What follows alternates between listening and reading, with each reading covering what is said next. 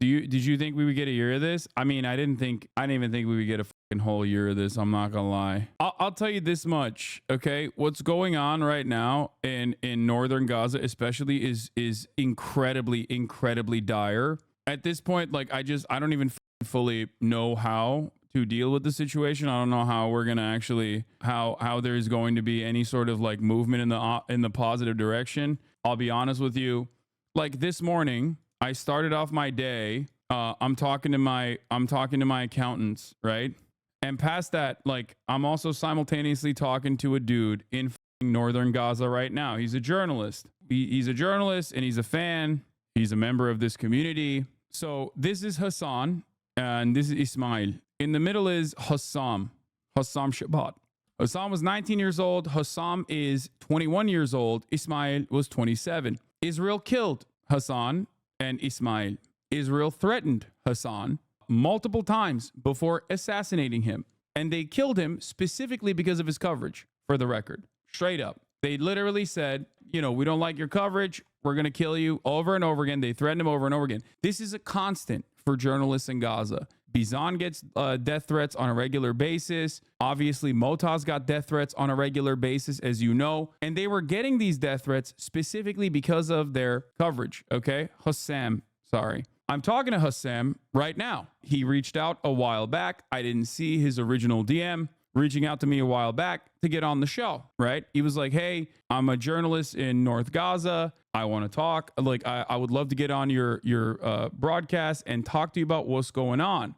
He reached out through his friend. He said he's a big fan. Hassam is a big fan and is asking if he can come on your stream one day to explain how life is like in North Gaza. This was back in August, at the end of August. I didn't see it. He reached out recently on Thursday. Again, I saw it this time. And on Thursday, Israel had not started its North Gaza, its additional incursion into North Gaza. So he reached out again. I was a little worried. I talked to a couple of my journalist friends to be like, should I put a fucking target on his back, basically? You know what I mean? Especially after his two friends who are also journalists were recently assassinated.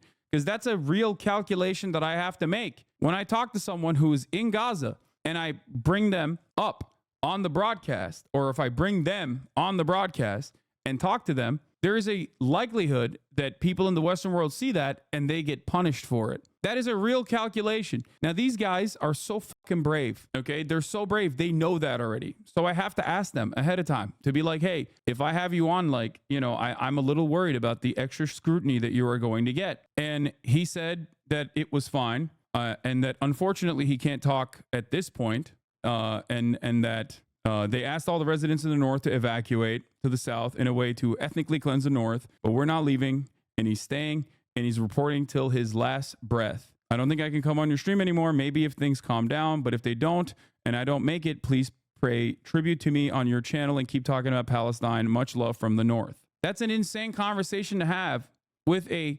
21-year-old journalist, but that is the fucking reality on the ground. And I don't know what to do about this, you know? That's why I feel like I lose my mind when I'm, on the one hand, living in the United States of America, in the heart of empire, in comfortable ass Los Angeles, California, trying to do my very best to, within the means that I have, trying to communicate the humanity of these people and their resilience for the past 12 months. So when I see other journalists, other members of the media not offer the adequate coverage that speaks to their conditions, it disgusts me.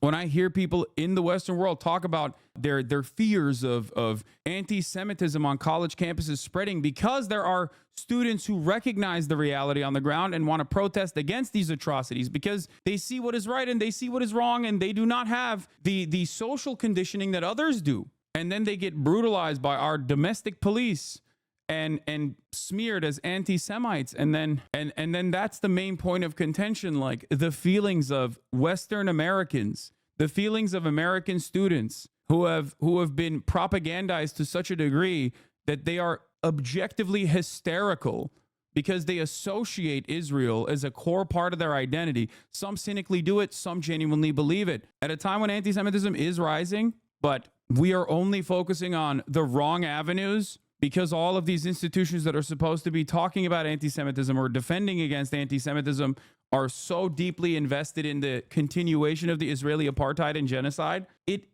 frustrates me to no end. Like, it's a weird situation to have when I'm describing this.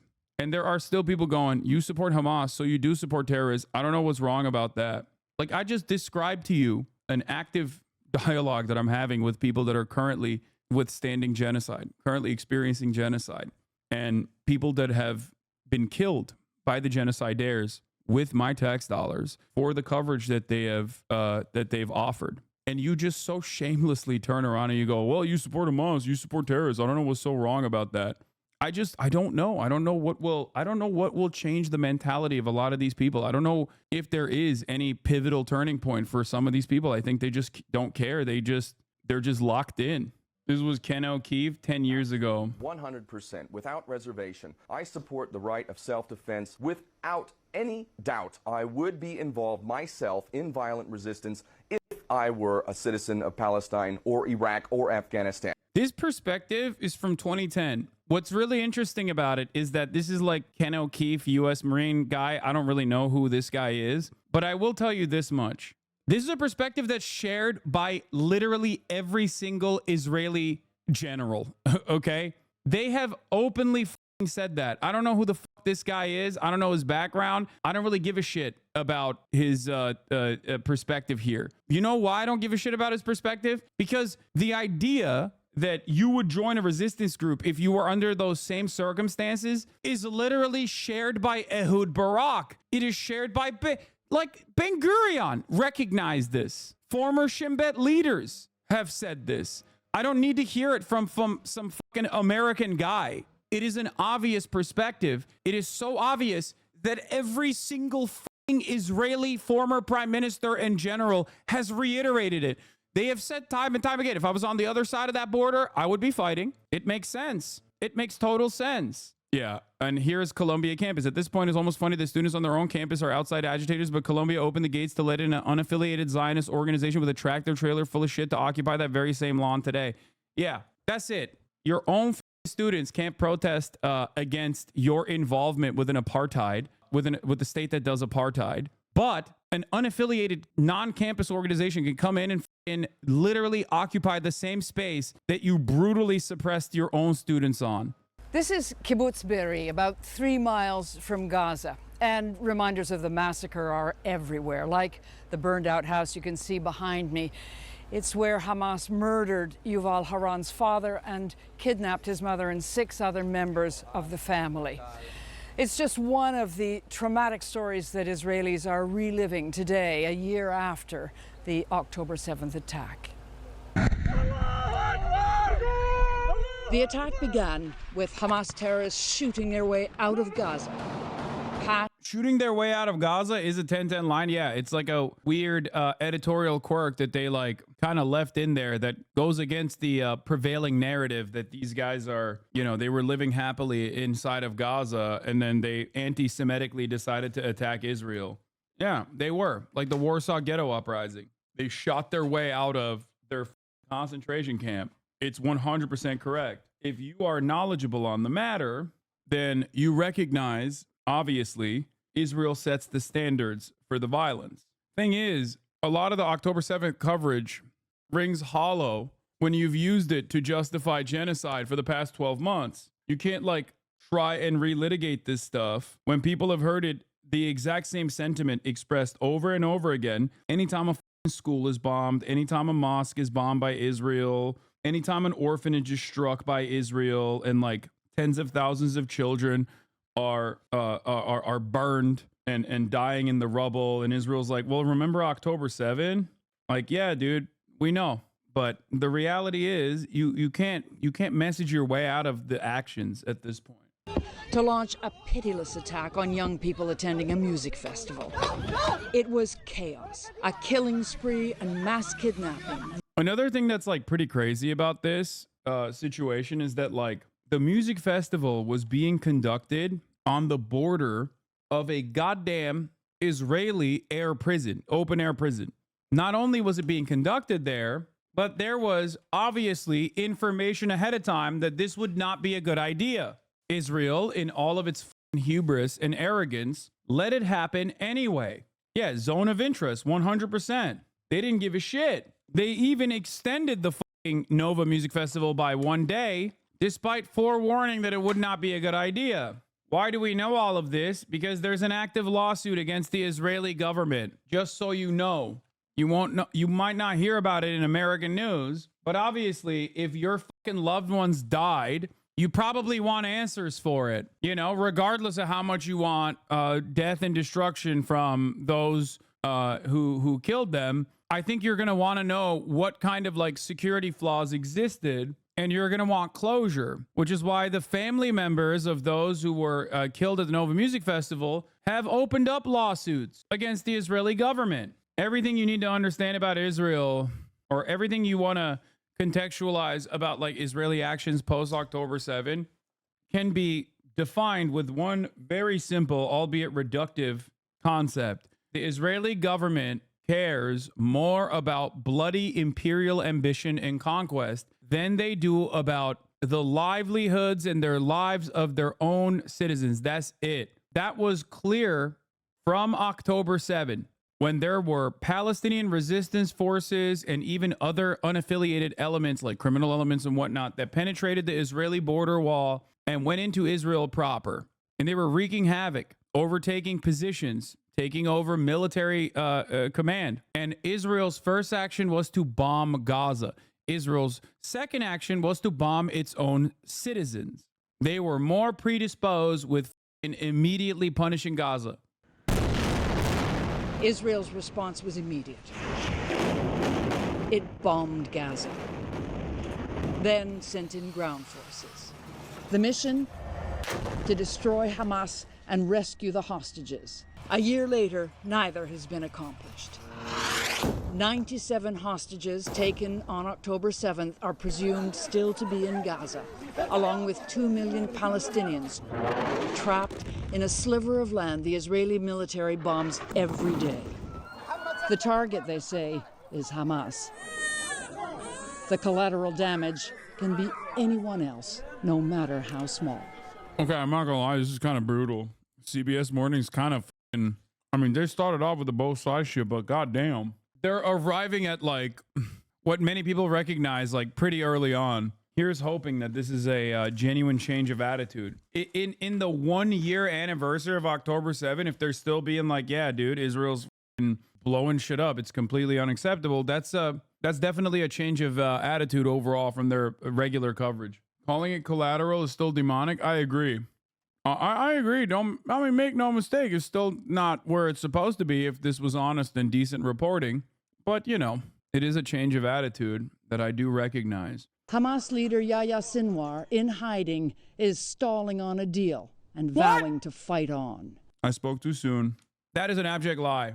Hey, how did Yahya Sinwar become the negotiator? Can anybody prime me on this? Because I remember a different guy who was the negotiator. His name was Ismail Haniyeh. How did Yahya Sinwar become the negotiator on the ceasefire? Oh, that's right. Israel assassinated the principal negotiator that was responsible for Hamas's Politburo, who was responsible for the civil governance and not responsible for the military at all. Oh, shit. I mean, I'm sure they're going to mention that here in the reporting, right? And millions of Israelis believe Prime Minister Benjamin Netanyahu and his ultra-right allies are stalling too.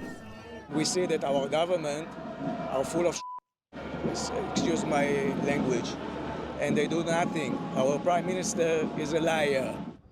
Over the past month, Israel's government has led the country into a bigger, riskier war. It's crazy, bro. You are literally outflanking the Israeli protesters. CBS showing how anti-Semitic this Jewish Israeli man is for protesting against the Jewish state, the only Jewish state. Does he not know that this is the only Jewish state? It's weird, man. I don't understand why it must have been a classic self-hating Jew, I think. This is what I mean. Like, bro, before the Lebanese invasion, which definitely benefited Netanyahu's like propaganda purposes, the Israeli society was on the verge of collapse. They were freaking the fuck out about Benjamin Netanyahu refusing to deal with Hamas with a diplomatic solution. They were angry. Understandably, they were more aware of who was at fault than Americans are, because American media covers it as like Hamas is responsible for not dealing with Israel. Good morning, George, from the youth village of Kfar Aza. And you can still see the bullet holes and the burn scars in houses like this. And the last time I was here about a year ago. Man, shut the up, dude. Go to Gaza one time, you piece of shit. What do you think Gaza looks like? The entirety of Gaza, dude, for the past 12 months. Jesus fucking Christ. I'm sorry, dude. This is nutty. These people have no respect for the dead on the Israeli side either. Like, it's simply just a talking point, dude. That's it. The way that they are looking at the dead Israeli Jewish population as nothing but collateral damage. I swear to God, it is just a way to market Israel's territorial ambition. That's it. Oh, look at these bullet holes, man. We didn't fix it. 12 months of genocide. Fucking bloodless charlatans, dude. Monstrous pieces of shit. The standard for objective news reporting has to be that a life is a life. A life is worth cherishing no matter what background it comes from, no matter what its opinion is. This is not a standard in American news. The only lives worth cherishing are inside of Israel.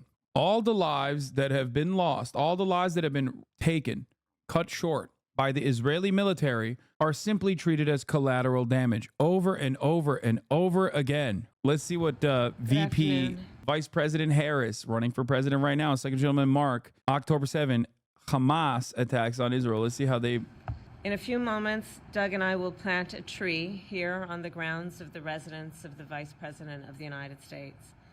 And we dedicate this tree to the 1,200 innocent souls, including a singer from Missouri who died shielding her son from bullets, an academic and peace activist who studied in Seattle and who was the grandson of Holocaust survivors, and a dancer from California who was killed alongside her fiancé while attending the Nova Music Festival.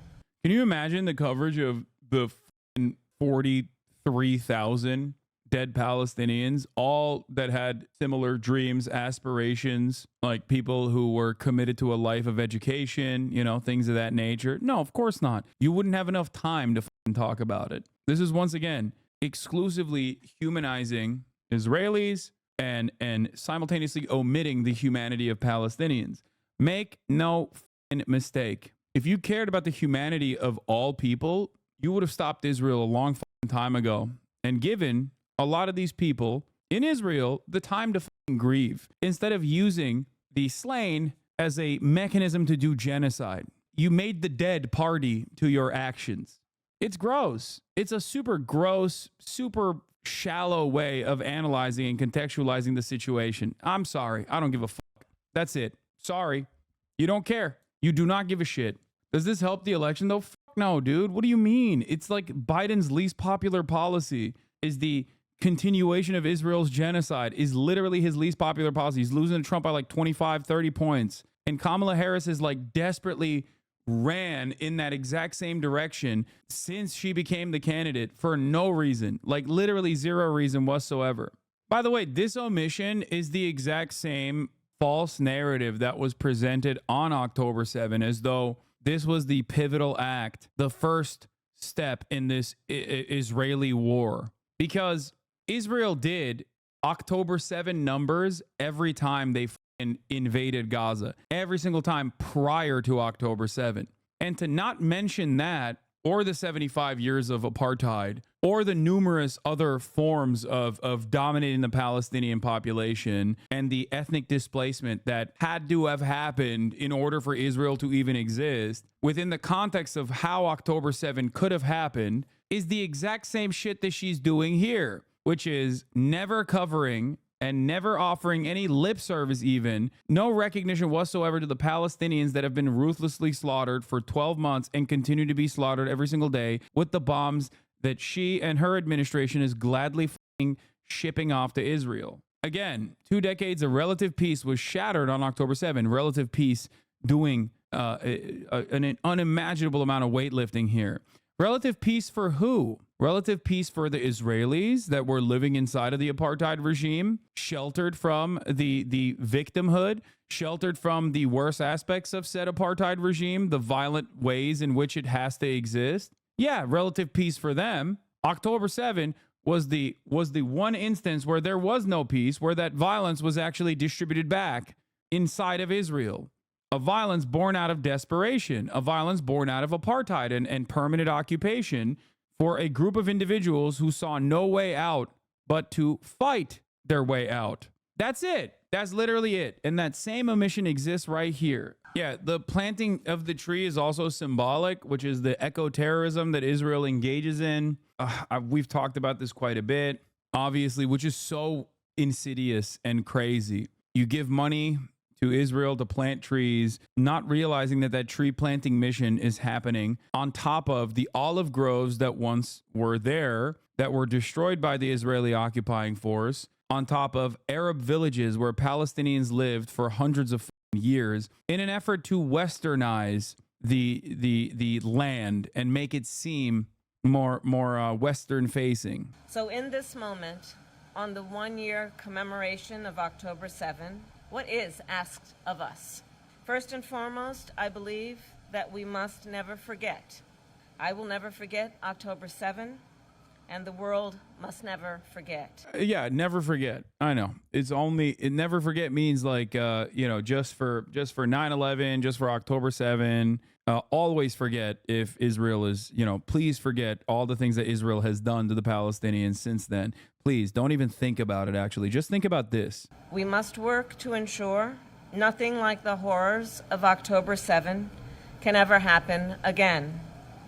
And on this solemn day, I will restate my pledge to always ensure that Israel has what it needs to defend itself, and that I will always work to ensure the safety and security of the Jewish people here and around the world.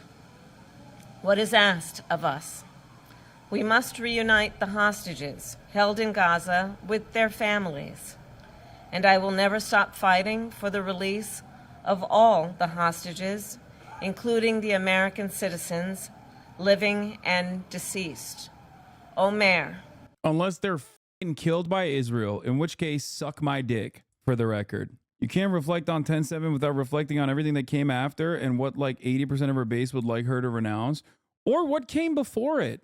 Because what came before it is also pretty significant. If you personally think this kind of hatred materialized amongst the Palestinian population in Gaza out of nowhere, then you're delusional. You are no different than a QAnon supporter, okay? The only difference is it's like if every media outlet was worse than Fox News in terms of like repeating this QAnon narrative. That's it. And people still genuinely do believe that. They're like, oh, no, these guys are like ancient anti-Semitism. They have that ancient anti-Semitism in their hearts. That's why they did October 7.